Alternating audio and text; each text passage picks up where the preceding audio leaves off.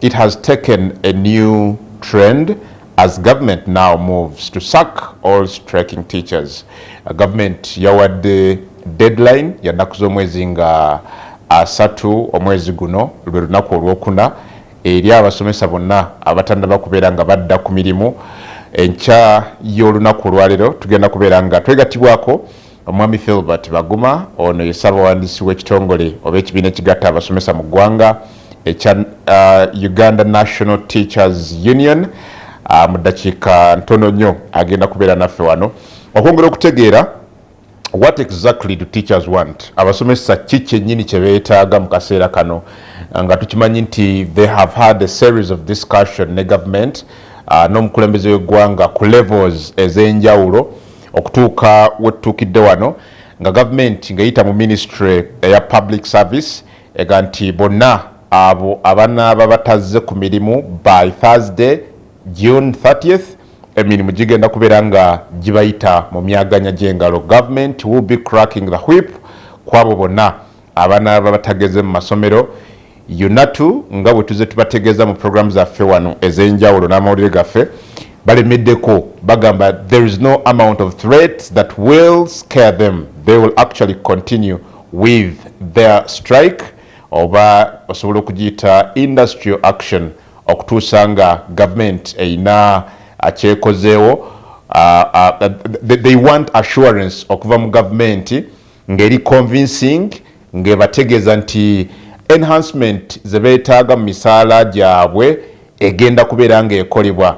Ajjukira we twogerera wano government yatekinze decision UNATU gyegamba nti temanyiiko bwe yakkiriza okwongeza abasomesa aba saayansi bokka n'ebitundu 300 ku buli 100 abo aba arts oba abasomesa humanities. Government nebeera ng'ebalese bali for now. Kakati UNATU yeetuga nti nekisookera ddala the 300% increment eyakoleddwa eri abasomesa ba science si yeeyo gye bakkiriziganyako ne gavumenti bwe bali batandika obwediimo bwabwe buno mu 2018. Gavumenti eyo kebasuubize nga bwegenda okubeera nga ebongeza mu phases 2018-2019 bwe batyo okutuusa kati mu 2022. Kakati bo balowooza nti government kino yakikola nga tebeebuuzizzaako era they also don't know where the 300% increment eyayongezeddwa eri abasomesa ba science gye yavudde. So kiki kyennyini abasomesa kye baagala ba RDC, ba town clerk, ba CAO nga bwe nkutegeeza nti baalagiddwa dda okugenda mu masomero okulondoola abasomesa abo abeebulankanyiza ku mirimu. By today morning, amasomero agasinga, especially in upcountry areas, aga government, both primary and secondary, tebannaba kudda mu masomero naddala ba arts bagamba tulinda ekiva eri obukulembeze bwaffe. In this case, tutunulidde Uganda National Teachers Union oba UNATU okuva ku kitebe ekikulu ba secretariat yabwe wano mu Kampala. So we wait and see what is going to happen. What do they exactly need? Singa tebadda ku mirimu nga bwe beeremye, will actually government go ahead and whip and sack them as they have already threatened? Ajjukira Ministry ya Public Service gayita mu ssaabawandiisi waayo mukyala Catherine B. Tarakwate deadline gye yabawadde ya Thursday 30th. Enkyonoku olwaleero Bitarakwate abaddaga nti fe bwotunulira UNATU engeri gyekozeemu industrial action yayo eno, as government we take it as being illegal, teyakoleddwa mu mateeka wadde amateeka gakkiriza union oba abakozi baayo ba government oba abakozi bonna okussa wansi ebikola, but that should be done nga kiyita mu mateeka. Bwotunulira legalities eziri involved mu bwegugungo oba obwediimo, industrial action, strike ezikolebwa abakozi ku mitendera gy'enjawulo, at least UNATU did not follow these procedures, and it's where government is basing that nedda mwakola ensobi, you should have fixed certain things before reaching where we are now. So will government finally crack the whip? It is the question we are going to be asking this morning. Naye katono nnyo njagala nkulage ka clip kano abasomesa bwe baali nga basinkanye omukulembeze w'eggwanga. Jjukira nti President Museveni yasinkana UNATU, Filbert Baguma ssaabawandiisi wa UNATU n'avaayo n'atubulira ebyabadde mu nsisinkano wakati yaabwe nga UNATU ne President Museveni n'abakungu ba gavumenti abalala abavunaanyizibwa ku byenjigiriza. Bwe baavaayo, it was the other weekend, najja naga nti tetwakkiriziganyiza ne mwami Museveni ne government, and therefore our strike, our industrial action still continues. So kolabe mwami Filbert Baguma wano bwe yali ng'ayogerako eri abamawuli just recently nga bamaze okusinkana President Yoweri Museveni. The National Executive Council of Uganda National Teachers Union held a meeting at State House Entebbe with the government. The meeting was chaired by His Excellency the President and attended by Honorable Minister of Education and Sports, Honorable Minister of Public Service, Minister of State for Education Primary, the Permanent Secretary, Ministry of Education and Sports, the Permanent Secretary, Ministry of Public Service, and other senior government officials. Uganda National Teachers Union presented its case on salary enhancement for financial year 2022-2023. After a thorough discussion and presentation, the government did not give us an immediate solution. The President forwarded the matter to Ministry of Public Service, Ministry of Finance, and Ministry of Education and Sports for a review. And therefore, the industrial action continues until we get satisfactory feedback from government. The resumption of teaching and learning process will depend on the speed which they use to find a lasting solution, which is not only a solution, but a fair salary enhancement for all teachers. And therefore, our members are urged to remain strong and stay at home. I remain Baguma Filbert, the General Secretary, Uganda National Teachers Union. All right, welcome back, Adam Kongo. Gegango yumwami Filbert Baguma gwolabye nga yogirako eri jetuli oluvanyuma lw'okusinkana President Yoweri Museveni. The other weekend, njukira nakugambye nti ensinkano yaabwe yali yakubeerawo ne First Lady era Minister avunaanyizibwa ku byenjigiriza mu ggwanga ku Lwokutaano. The other Friday ne bagipushinga ku Lwomukaaga bwe basinkana President Yoweri Museveni. Then bwe yavaayo n'ategeeza ebyo nti industrial action yaabwe ng'abasomesa ekyagenda mu maaso. But like I said, what exactly do they need as teachers? How did we get here? The standoff we are seeing today between government and teachers. Etuuka etya wano, how did we get here?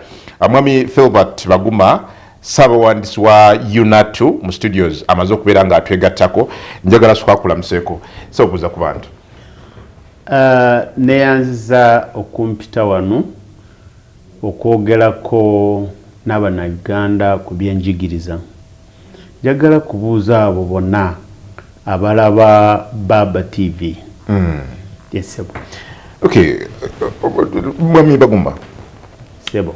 How do we get where we are now? We seem to be seeing a standoff between you, teachers under UNATU, and government.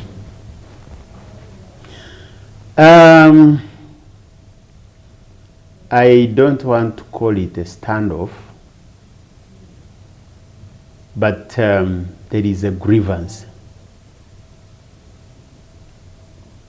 between UNATU and the government. In 2018, through the Public Service Negotiating and Consultative Council, a body that is put in place by law to negotiate the welfare of workers, sat in the Ministry of Public Service in a series of meetings.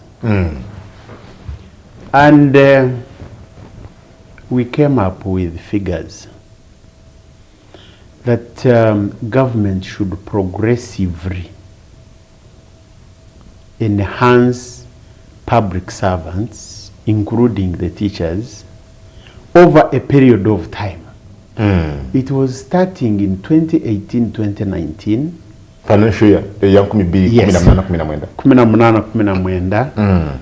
Nga ya kututwala mpaka 22-23. Jetugenda kuyingira mu July. Kati twali tumanyi nti ekiwandiiko kino kyetwasaawa emikono nga tukkirizaganya ne government nga tuli mu cordial environment nga teri kukaka munne ne tutensa ne tukkirizagana ne tutambula. Twali tumanyi nti buli mwaka era government ejja kutuukiriza obuvunaanyizibwa bwayo. Naye bwe twatuuka ku implementation omwaka ogwasooka 2018-19 basasulawo abakozi ba government ne babawa ssente, babongeza feze yasooka ne babongeza. Ne tumanya nti ebintu bitandise okukola. Ne tulinda phase ey'okubiri 19-22.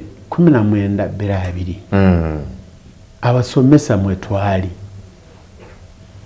tebaatuwa ate tebaatugamba, teba communicating. Kubanga bw'obeera ne commitment oba olina obuvunaanyizibwa okutuukiriza commitment eyo oba okuvaayo n'olaga nti gye tugenda waliwo ebintaawaanyamu, tuyinza obutatuukiriza kiri naye tunoonye eddagala ng'ekiseera tekinatuuka. Kati ebyo byonna tebyakolwa. Mu 2019 ne tuwa government notice nga tugirabula ne tugigamba twakirizagana ku bintu bino, engeri gye tulaba teri sayini ya kubituukiriza. Ate ne basirika twabawa notice ya 90 days nga bwe kiri mu mateeka.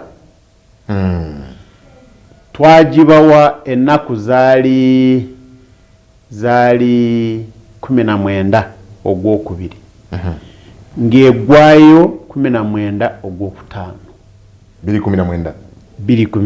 Era twatuuka ku lunaku olwo nga teri anyega, era nitugenda mu industrial action ennaku 2 May 2019. Kati awo ne batandika, basooka kugaana nti ekiwandiiko ekyo tikyagendayo mu ma office. Ninkijjayo ninkiraga bamawulire nga kiriko stamp received nti bakifuna. Kati awo ebyo ne bikoma ebyokuwakana. Kati nitugenda mu nteesagana ne tuteesa ne tukkirizagana nti okay, government kegende noonye. Era yagenda nenoonya. Twali twagala billions nga zisuuka mu 5. Government negenda omukudda netugamba nti yafunye billion 15. 15 netoolako 15 neziwa public universities. Ate 135 neziwa abasomesa ba primary, secondary ne tertiary institutions. Awo nituddayo nitusomesa nga tusuubira nti balance eri era bajja kugireeta ne bagiteekawo. Bwe twayingira mu 2021 atawo COVID-19 neyingirawo. Katawo nitusirika kubanga twali tulaba embeera nga bweri. Naye ekize okutujja mu mbeera kwe kulaba actions government zekola nevaayo netulaga nti kati mumanyi kati twetaaga abasayansi bokka abalala mugire mulinde. Jukire endagaano egenda kugwayo financial year ejja yo tebaagala kujogerawo, tebaagala giwuliriza, tebaagala. Okay, I thought science teachers very part of UNATU. Primarily oli yali badalooza nti now that government says tutandise na kuongeza abanna science nammwe tujja aba arts. Anti enkola eyo ya divide and rule tesobola okufacilitatinga ebyenjigiriza mu ssomero. Olaba bw'oba okola ekintu otunula n'eri biki ebiyinza okuvaamu. Tosobola kukwata omusomesa omu n'omuwa obukadde bonna nga koligi we baasoma wamu balina qualifications zezimu. Olumu ayinza n'okumusinga experience ye taweza kakadde ate omu ayingira ng'afuluma omulala n'ayingira. Kataawo ekyo kiba kyenjawulo. Ye motivation ajijawa. I thought you had a meeting with President Museveni the other weekend on Saturday. Yes, lwaki mwali kyaliwo? Twagendayo Minister w'ebyenjigiriza yatuyita ku Lwokutaano, yatuyita mu meeting ku Lwokutaano naye ku Lwokuna saawa nga 7 awo ne batugamba nti meeting bajongeddeyo egenda kubeera ku Lwomukaaga naku 18 tugende Entebbe. Nitugenda kubanga tiimu yali wano.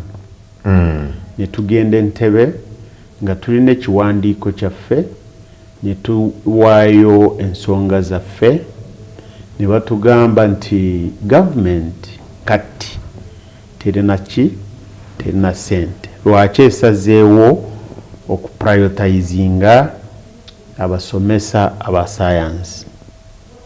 Naye government nga terina sente tosobola kuvaayo n'oyongeza omuntu omu ebigana 3 oba 300 over 300%. Katono ye n'omuleka nga tomuwadde yadde 10.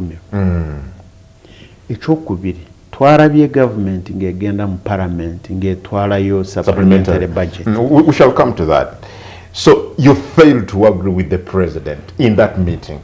In that meeting, we did not fail to agree because we did not have an exchange to say this is this, this is this. President yavayo n'agamba ba public service ab'ebyenjigiriza n'aba finance nti bagende batuule ne leadership ya UNATU batunulire mu nsonga. Naye kuva olwo tetusisinkana. Temusinkana na public service? Tetusisinkana ne public service oba ministry ebyenjigiriza oba finance. Naye ekyatujjawo enviiri ku mutwe ne tulabe ekiwandiiko nga kiva mu public service. Still, we are coming to that. But again, this is not the first time you're raising concerns called public service. Okusinzira ku nsonde ne kuspan, you can either confirm it or not confirm it here.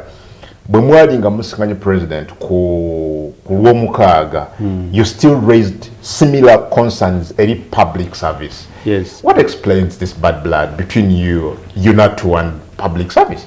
I don't want to call it bad blood because we meet with them, we go to the same meetings. Even in May, towards the end, we had a meeting and we meet with them. But I want to say there is a very big challenge in the public service of this country, where you write a letter and nobody bothers to make a response. That is a very bad practice, and whoever is in a public service should get to know that when you are in a public service, a public office, it's fair that when a letter is written to you, you respond. Whether positively or negatively, it is feedback. You don't simply keep quiet and then when things run out of hand, then you start touching here and there and you start making decisions that are really not called for. Tujja ku Baba TV nze Adam Kongo mwami Filbert Baguma sabawanisi wa UNATU gwe tuli naye tugenda kuwummula mu katono. But when we come back, apparently as we speak, government ya issuing what many have described as threats ngaita public service. Mchala Catherine B. Tarakwate, permanent secretary wa public service, yategeza nti by June 30th ye Thursday oba ku Lwokunana wa wiiki eno abasomesa bonna abaana abatazze ku mirimu risk losing their jobs. What is happening on the ground and what does UNATU plan about that? Are they yet to bound to pressure oba bakyalemedde we bayimiridde? Katujje tutandikirawo.